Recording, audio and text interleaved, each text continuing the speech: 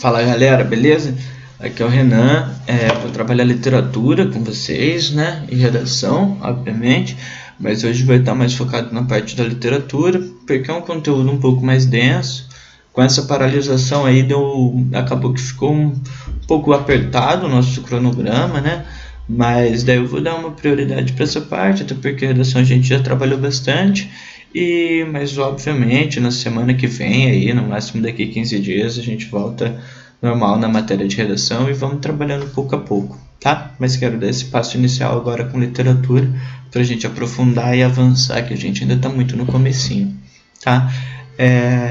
Eu não estou muito acostumado, né, com essa vida de streamer, youtuber, então peço também aí uma consideração de vocês, tá? Tenham calma, ainda estou me adaptando aqui, estou com um pouco de dificuldade nesse compartilhamento de tela, mas daí vai dar tudo certo e qualquer coisa vocês vão me trazendo umas respostas do que deu certo, o que não deu certo, se teve algo que deu muito errado, tá? Se o áudio não estiver aparecendo, sei lá.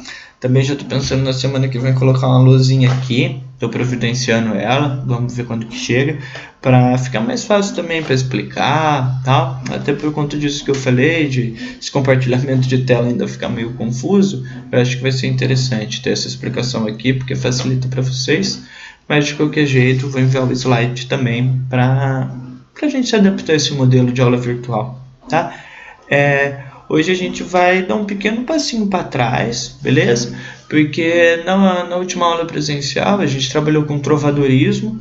Eu lembro que a gente foi até cantiga de amor e de amigo. Cheguei a dar uma pincelada na parte das satíricas, né? Da descarne de maldizer.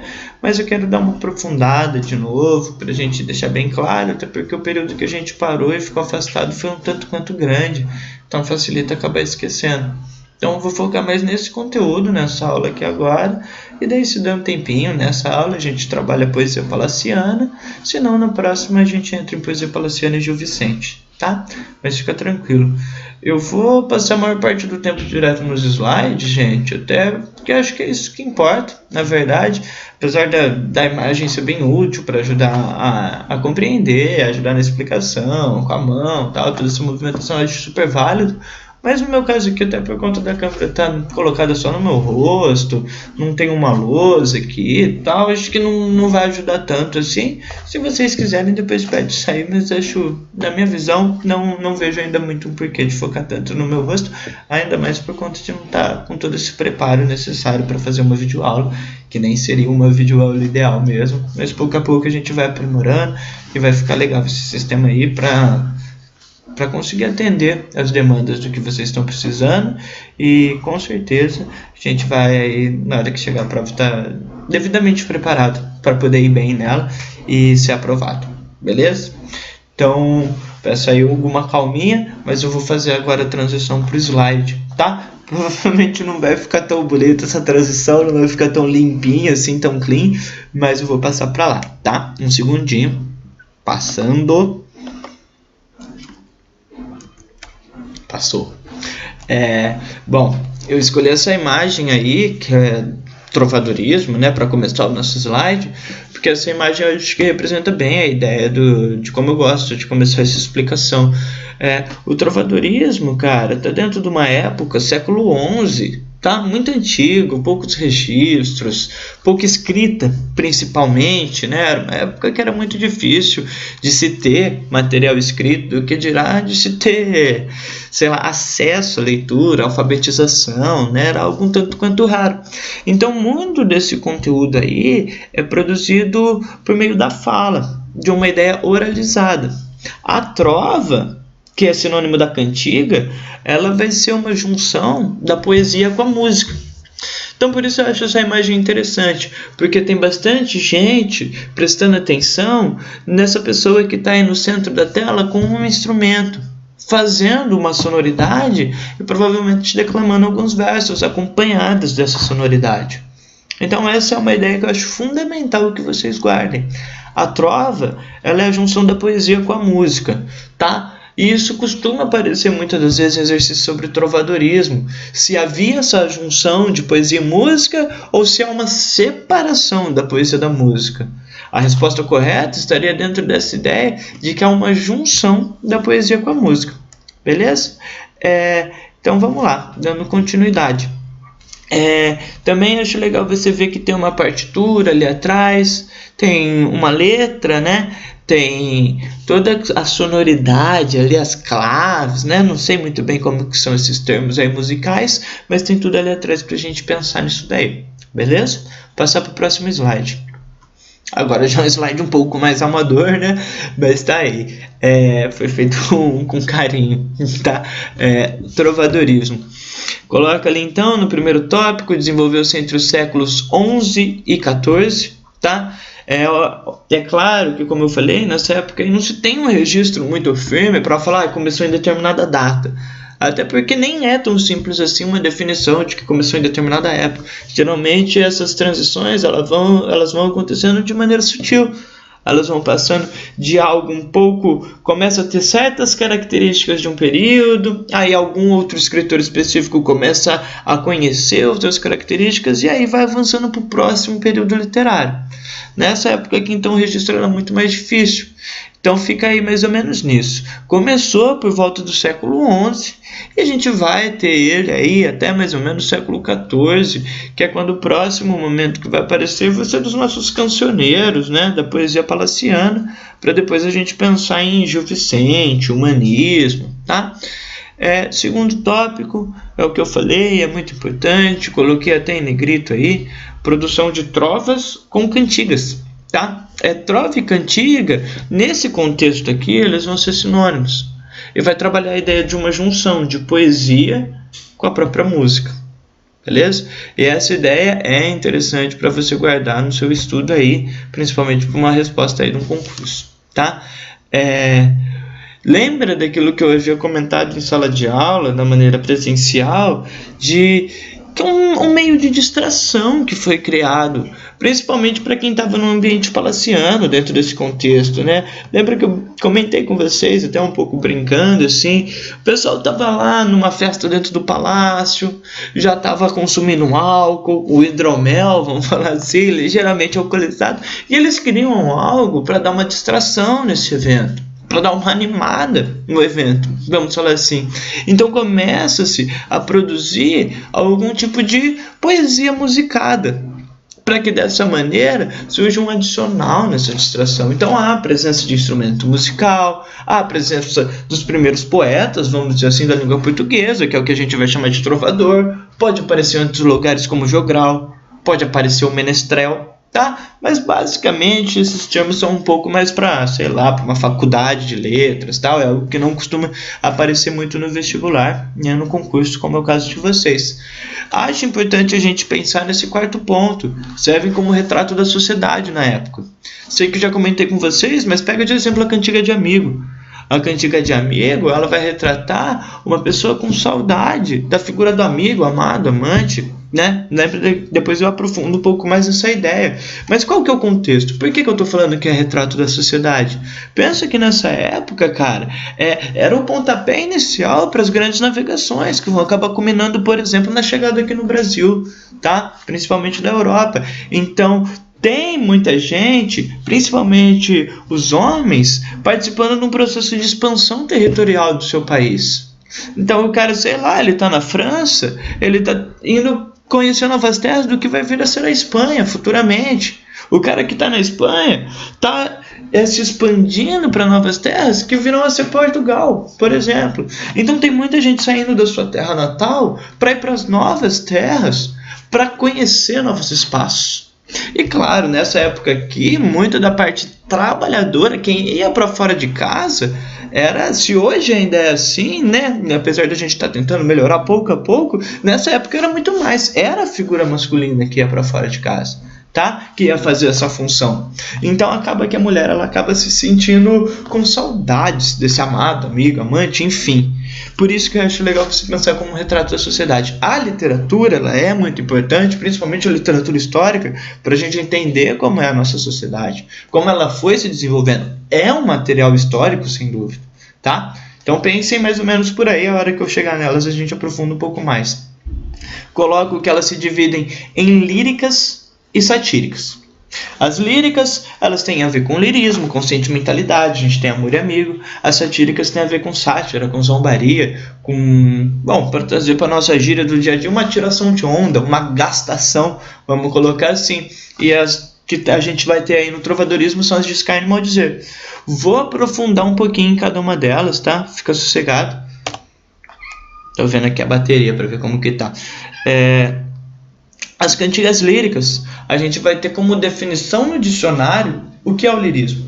No lirismo eu coloquei para vocês, no dicionário ele está definido como modo de se expressar os sentimentos de forma entusiasmada ou apaixonada. Ou seja, está relacionado com a subjetividade, está relacionado com a sentimentalidade.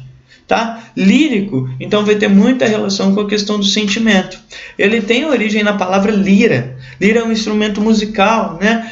Que vai estar trazendo um pouco dessa relação da cantiga, da poesia com a música.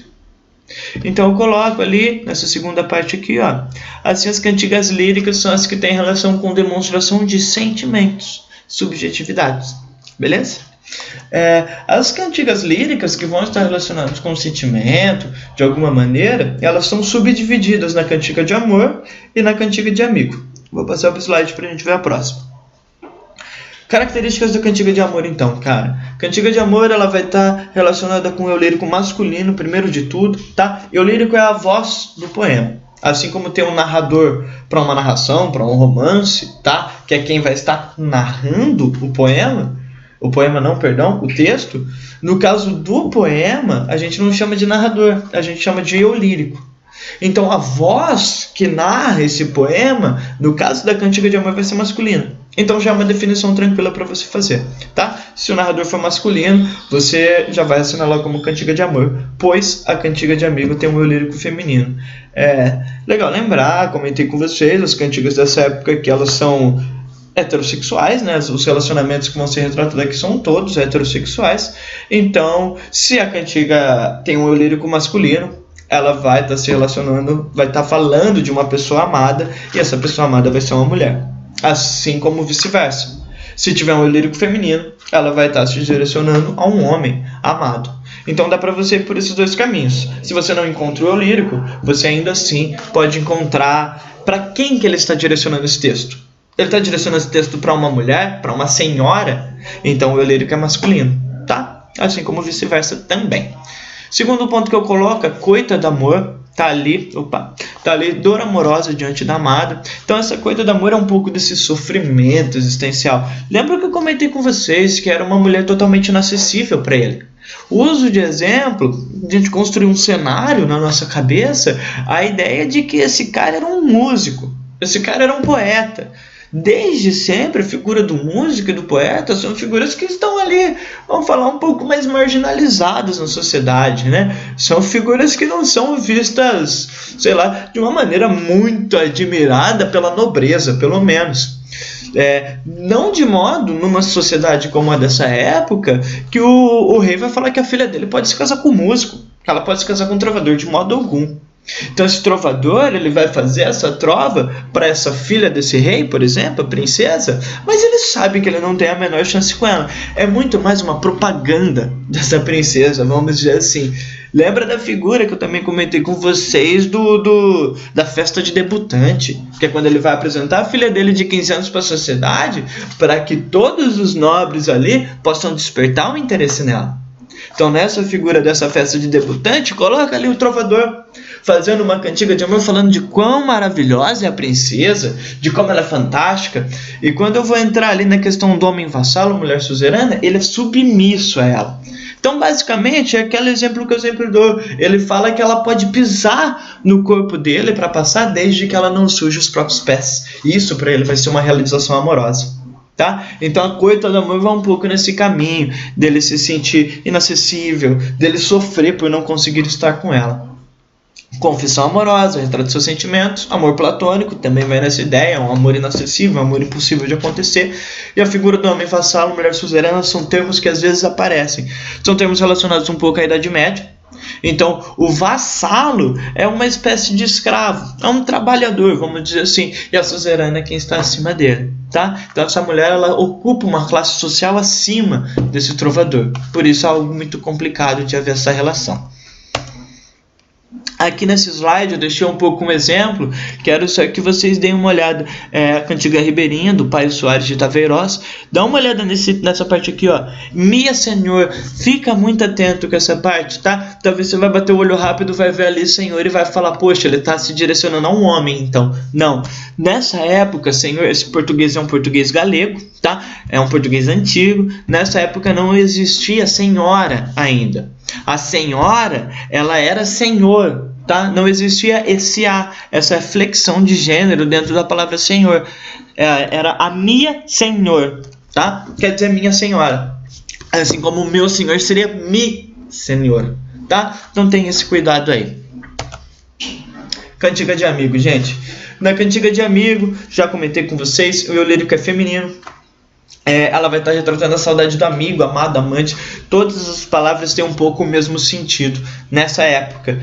Hoje, cada uma tem o seu próprio significado, sim, mas se fosse trazer para a atualidade, essa cantiga de amigo, amado, amante, seria cantiga de flirt, vamos dizer assim, cantiga de um paquera, de um crush, vamos dizer assim. Dá um pouco para essa ideia. Era alguém que ela não tinha uma relação. Mas lembre-se daquilo que eu falo. Pensa que ela estava na janela e ela via aquele cara passar todos os dias. Ele tirava o chapéu e fazia um oi para ela, uma saudação, e ela dava um sorrisinho para ele. E isso, nessa época, já era uma relação um pouco profunda, tá? Já era algo mais próximo do que a gente vai colocar hoje como um ficante, tá? Isso já era quase sei lá, dependendo até o assédio, dependendo da situação extremamente constrangedora, já era uma exposição da sua própria intimidade. Então começava a haver alguma espécie de sentimento entre eles. No entanto, nessa sociedade que eu falei para vocês de expansão territorial, às vezes o cara passava ali todo dia, eles se encontravam, eles se cumprimentavam, trocavam sorrisos, porém um belo dia ele partiu numa missão. Ela não conhece esse cara, ela só vê ele passar. A partir daí desse cara, ele tá numa missão, sei lá, ele tava na França e foi pra Espanha. Ela passa a não ver mais esse cara passando na frente da casa dela todos os dias. E passa a ter essa saudade, a ter esse questionamento. O que aconteceu com esse cara? Será que ele vai voltar? Será que ele não vai? Então a cantiga de amigo ela está estruturada um pouco dentro desse ambiente, retratando a saudade desse amigo, amado, amante. Por isso que eu digo que não é um amigo necessariamente, um cara, porque ela não vai ter um sentimento, sei lá, mais carnal, vamos dizer assim, mas também não é um amante no sentido que a gente tem hoje de um caso extraconjugal, tá? É um discurso amoroso sutil, como eu coloco aí, eu acho que é uma definição mais fiel, de fato, assim como a gente vai perceber a presença de paralelismo. Vamos dar uma olhada aqui nessa cantiga do Martin Kodakis aqui. Volto a dizer, é um escritor homem, tá? Só que o eu lírico é feminino. Vai ser uma mulher que vai estar se retratando, tá? Bom, Ondas do Mar de Vigo, esse é a cantiga de amigo mais famosa que a gente tem aí. Ondas no Mar de Vigo, se vistes meu amigo, e ai Deus, se verrá cedo. Bom, Mar de Vigo, né, o mar lá de Portugal. Se você vê meu amigo, ai Deus, se você verá ele em breve, né, se ele surgirá em breve. Olha o paralelismo. O paralelismo é essa espécie de repetição. Veja onde está com a setinha A, como que é sempre muito parecido. E vejam como que onde está a setinha B é sempre muito parecido. Vou ler só as setinhas A. Ondas do Mar de Vigo, aí na segunda estrofe, ondas do mar levado. Na setinha B, se vistes meu amigo, se vistes meu amado, se vistes meu amigo, se vistes meu amado. Isso é o paralelismo, essa repetição. É algo muito parecido com a estrutura de música que a gente vai fazer hoje, tá? Então, vamos dar uma lida. Ondas do Mar de Vigo, se viste meu amigo, e aí Deus se verrá cedo. Ondas do mar levado, se viste meu amado. Segundo par, se viste meu amigo, o porquê eu suspiro, ai Deus se verrá cedo, se viste meu amado, porque é gran cuidado, e ai Deus se verrá cedo. Então tudo isso, gente, tem a presença do paralelismo, tem um direcionamento a um homem, né? Se viste meu amado, se viste meu amigo, isso já entrega na hora qual tipo de cantiga que é. Perdão. E o conteúdo também que vai trazendo essa ideia de saudade, beleza? Cantiga de amigo, então. Satírica, gente, aqui entra o conteúdo novo. Bom, o que é uma sátira? É uma crítica categórica e austera, uma crítica severa, uma crítica dura, que feita de maneira irônica causa zombaria. Composição poética, cujo objetivo é ridicularizar vícios e ou comportamentos. Gil Vicente escreveu sátiras que ridicularizavam a sociedade portuguesa medieval. Então, essa é a definição de sátira no dicionário. E o que são as cantigas satíricas? Elas buscam zombar de algum alvo. Elas vão ter tons humorísticos, apesar de ser extremamente ofensiva, tá? Ela vai ser ofensiva para quem é a pessoa que vai ser direcionada essa cantiga. Porém, as pessoas ao redor vão dar risada muitas das vezes. O humor, muitas das vezes, foi um motivo de escárnio, né? Foi uma estratégia de humilhação, até dependendo de algumas sociedades, dependendo de alguns contextos. Por exemplo, as sátiras, caricaturas que faziam dos judeus com o nariz extremamente ridicularizado numa época de uma Alemanha nazista. Então, é sempre perigoso o humor, tem todo um debate bem mais profundo do que o que vem ao nosso caso aqui para uma aula rápida. Mas pensem nisso, tons humorísticos, acho legal a gente colocar até entre aspas essa ideia. As cantigas satíricas, elas estão divididas em maldizer, cantiga de maldizer e cantiga de escárnio. Na cantiga de escárnio, rapaziada, a identidade da pessoa criticada fica subentendida. Ele não vai direcionar uma pessoa, ele não vai falar o nome. Na cantiga de maldizer ele vai falar: ô seu João, blá blá blá blá blá blá blá blá blá. Ele direciona. Na cantiga de escárnio não, beleza? Ela vai apresentar também duplo sentido e vai apresentar algum tipo de ironia, ou seja, não vai ser direcionada, é uma crítica subentendida. Olha essa daí: ai dona feia, se você for reclamar que eu nunca te faço homenagens no meu cantar, mas agora vou fazer um cantar em que te homenagearei de toda maneira, né? Em que te homenagearei. E veja como eu quero te homenagear: dona feia, velha e louca. Ele não direciona ninguém. Ele fala dona feia. Quem é a dona feia? Fica subentendido, tá? Então ele trabalha com duplo sentido. Veja que não tem, por mais que ele fale feia, velha e sandia, né? Feia, velha e louca, ele ainda assim, ele não é ofensivo de fato, ele não traz palavrão, ele não traz grandes ofensas, diferente da de maldizer. Dê uma olhada. Opa. Na de maldizer, ela já vai ter o oposto. Uma crítica direta com palavras ofensivas. Olha essa daqui que pesada. Da mulher vossa, ó meu Pero Rodrigues. Aqui, ó, direcionou pro Pero Rodrigues. Beleza? Viu o nome? Cantiga de maldizer na hora. Continuando. Jamais creia no que falam de mal dela, da sua mulher, né? Pois bem sei eu que ela por vós é muito cuidada, muito amorosa. Quem não vos quer só traz intrigas.